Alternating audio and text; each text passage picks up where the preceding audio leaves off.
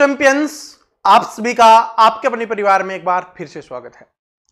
दोस्तों, आज का वीडियो आप सभी के लिए बहुत ज्यादा इंपॉर्टेंट होने वाला है क्योंकि हम सभी हैं एसएससी जीडी 2025 के लिए तैयारी शुरू कर चुके हैं। देखो, ये आज का वीडियो देखने के बाद आपको अपने एग्जाम तक कोई भी वीडियो देखने की आवश्यकता नहीं पड़ेगी, सिर्फ आपको पढ़ने की आवश्यकता होगी। आपको कोई भी डाउट नहीं रहेगा किसी भी चीज को लेकर।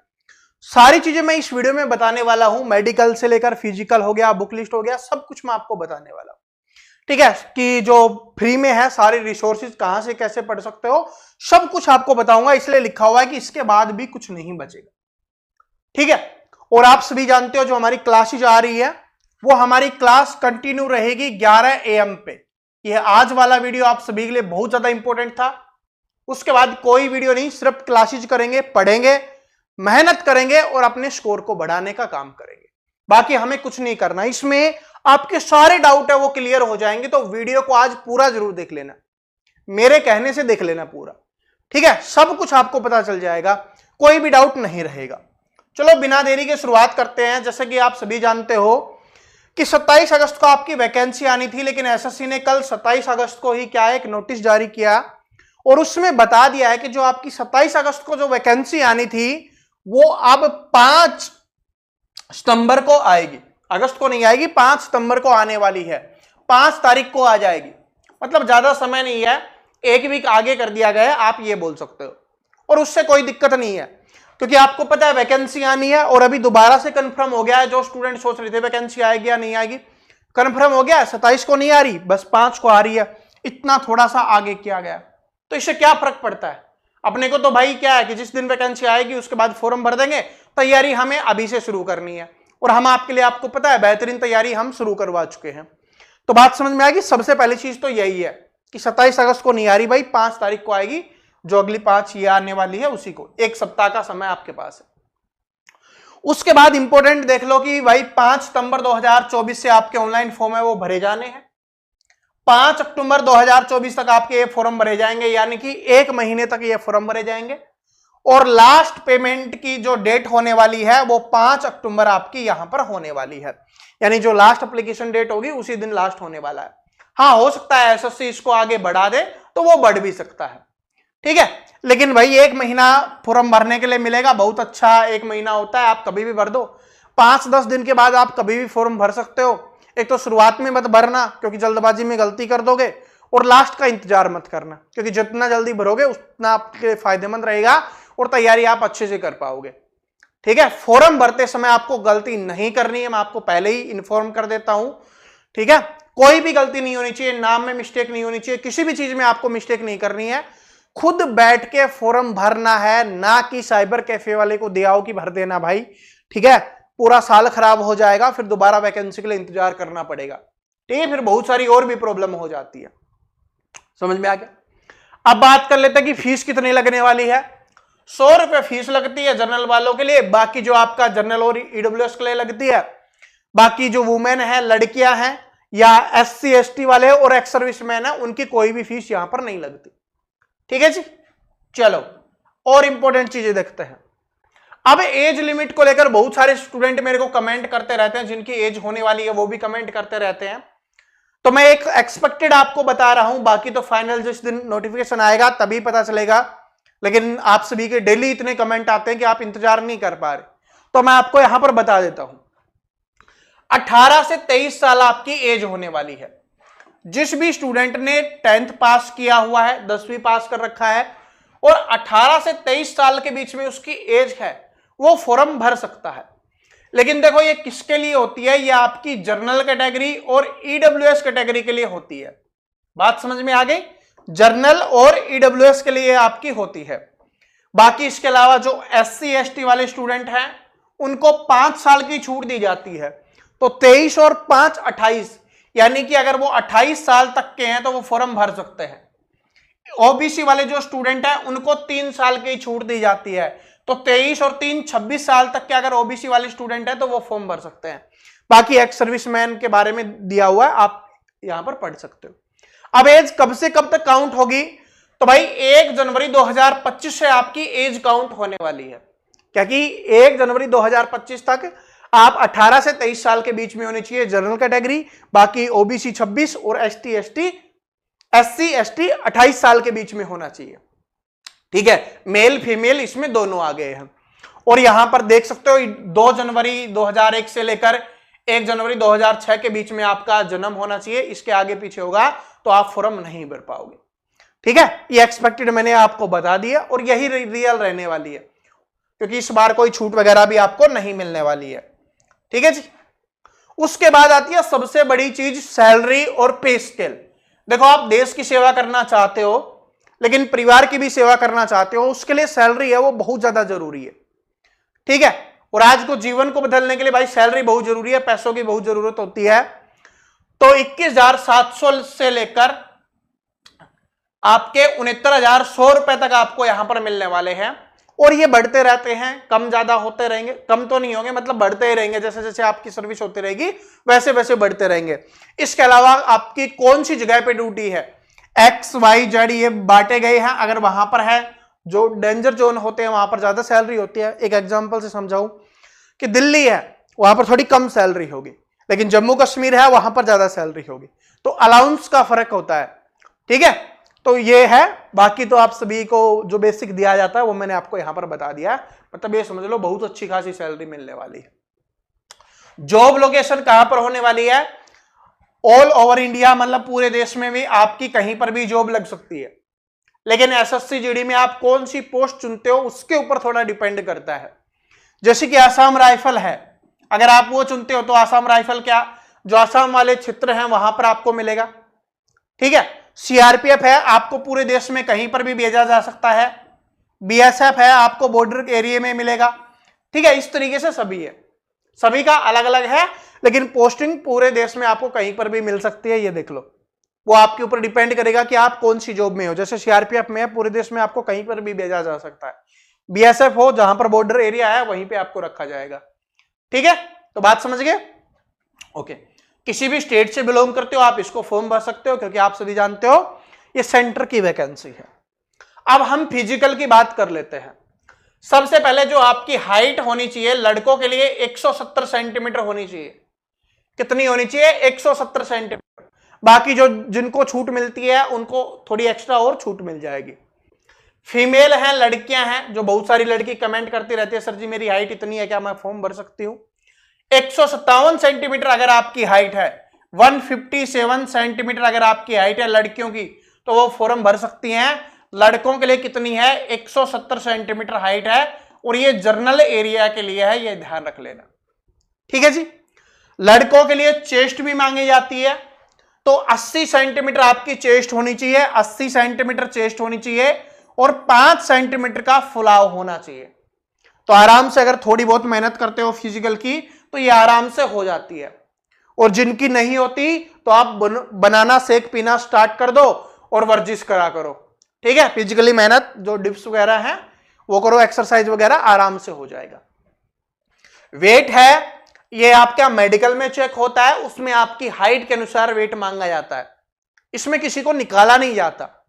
ठीक है, तो वेट से इतना घबराने की आवश्यकता नहीं है। हाँ, अगर आपका बहुत ज्यादा है तो आपको प्रॉब्लम है, फिर तो आपको फिजिकल में भी प्रॉब्लम होगी, रेस वगैरह में भी प्रॉब्लम होगी। ठीक है, तो आपको वेट को मेंटेन करके रखना है, लेकिन बहुत ज्यादा या बहुत कम होगा तो प्रॉब्लम होगी, थोड़ा बहुत कम ज्यादा होगा तो कोई फर्क नहीं पड़ता। बाकी आप चार्ट्स देख सकते हो, हर जगह पे अवेलेबल है, गूगल पे सर्च कर सकते हो कि कितनी हाइट के लिए कितना होना चाहिए। ठीक है जी। अब बात आती है आपकी रेस के लिए कि कितनी रेस होनी चाहिए। तो लड़कों के लिए जो रेस है वो है 5 किलोमीटर की रेस होगी, 24 मिनट का समय दिया जाएगा। अगर कोई लड़का स्टार्टिंग से थोड़ी बहुत मेहनत करते हुए चलता है तो आराम से 5 किलोमीटर है वो 24 मिनट में कर सकता है। लेकिन जिन्होंने मेहनत की होगी थोड़ी बहुत अपने शरीर पे, जो पूरे दिन घर पे पड़ा रहता है वो तो नहीं कर पाएगा। ठीक है, वो थोड़ा फिजिकली एक्टिव है ना, अरे अगर खेलता रहता भी है तो भी वो आराम से कर देगा। बस 5 किलोमीटर भागने का स्टेमिना होना बहुत जरूरी है। लड़कियों के लिए जो रेस है वो है 1600 मीटर है, या 1.6 किलोमीटर आप इसको बोल सकते हो। 8.5 मिनट का समय है, लड़कियों को दिया जाएगा 8.5 मिनट का समय। लड़कों को है 5-6 मिनट में कर देते हैं लड़के, और लड़कियों को 8.5 मिनट का समय दिया जा रहा है। तो अगर लड़की है फिजिकल में मेहनत कर रही है आराम से तो हो जाएगा। ठीक है। और अभी लड़कियां हैं बाहर नहीं जा पा रही, फिजिकल की तैयारी नहीं कर पा रही, तो मैं आपको बताता हूं, घर पे जीना होगा सभी के, जो सीढ़ियां होती हैं, जिनको जीना बोलते हैं, सीढ़ियां बोलते हैं, पैड़े बोलते हैं, जो भी जिससे छत पे जाते हो, ठीक है, उस पे अप डाउन कर लिया करो, डेली 5 राउंड लगा लिया करो ऊपर नीचे, तो आराम से फिजिकल फिट हो जाएगा। बाहर नहीं जा पा रहे तो घर पे भी आप कर सकते हो एक्सरसाइज, इससे शरीर एक्टिव रहेगा। अभी से करना स्टार्ट कर दो, 2-4 बार करते रहोगे तो धीरे धीरे आदत हो जाएगी। स्टार्टिंग में 2 बार से स्टार्ट करो, फिर 3-4-5 बार ऐसे कर सकते हो। ठीक है। और लड़के जो शहर में रहते हैं वो भी नहीं कर पा रहे तो वो भी कर सकते हैं भाई आराम से। तो ये फिजिकल के बारे में समझ में आ गया। मेडिकल जो आपके लिए है, मेडिकल में आपको बता देता हूं। देखिए मेडिकल में है ना, बहुत ज्यादा हार्ड मेडिकल आपका होता नहीं है। अगर भाई आप मेडिकल में ज्यादा ही गड़बड़ है तो अभी डॉक्टर को चेक करवा के आप अपनी मेडिकल को फिक्स करवा सकते हो। वैसे नॉर्मल मेडिकल होता है, बहुत ज्यादा हार्ड नहीं होता, आर्मी वगैरह वाला मेडिकल नहीं होता है, नॉर्मल मेडिकल होता है। आंखें फिट होनी चाहिए, शरीर फिट होना चाहिए बस। ठीक है, बाकी कोई दिक्कत नहीं है। ठीक है। और बाकी तो आप सभी मेडिकल के बारे में तो जानते ही होंगे, तभी आप इस फॉर्म को भर रहे हो। अब मैं सिलेबस के बारे में भी बता देता हूं थोड़ा सा आपको, क्योंकि वो भी आपके लिए जानना बहुत जरूरी है कि आपके 4 सब्जेक्ट आने वाले हैं, जिसमें आपका रीजनिंग होगा, जीके होगा, मैथ होगा, इंग्लिश या हिंदी होगा। इसमें से आप इंग्लिश भी ले सकते हो, आप हिंदी भी ले सकते हो, दोनों में से एक आपको लेना है। कोई भी सब्जेक्ट आप चुन सकते हो, लेकिन मेरी मानो तो भाई हिंदी चुनना, क्योंकि इसमें आप पूरे में से पूरा स्कोर कर सकते हो। इंग्लिश में कहीं ना कहीं फंस जाओगे। ठीक है। जिनको इंग्लिश आती भी है ना, ठीक ठाक आती है, वो भी हिंदी लेना, क्योंकि हिंदी में करना बहुत आसान है। इसमें ऐसा कुछ ही नहीं है, सिर्फ आपको हिंदी में 15 टॉपिक पढ़ने हैं, और 15 टॉपिक अगर आपने अच्छे से पढ़ लिए तो आप 20 के 20 क्वेश्चन कर दोगे। ठीक है जी। 80 क्वेश्चन आने वाले हैं, एक क्वेश्चन 2 नंबर का होगा, तो 160 नंबर का आपका पेपर होने वाला है। पिछली बार इसमें 1/8 की क्या थी, नेगेटिव मार्किंग थी। हो सकता है इस बार इसको बदला जाए। ठीक है, क्योंकि 1/4 की नेगेटिव मार्किंग है वो बिल्कुल सही रहती है एसएससी के अनुसार भी। पता नहीं पिछली बार ये 1/8 की क्यों कर दी गई थी, इस बार हो सकता है चेंज हो जाए। अगर हो जाएगा तो जिस दिन नोटिफिकेशन आएगा 5 तारीख को, मैं आपको इसके बारे में इन्फॉर्म कर दूंगा, बता दूंगा।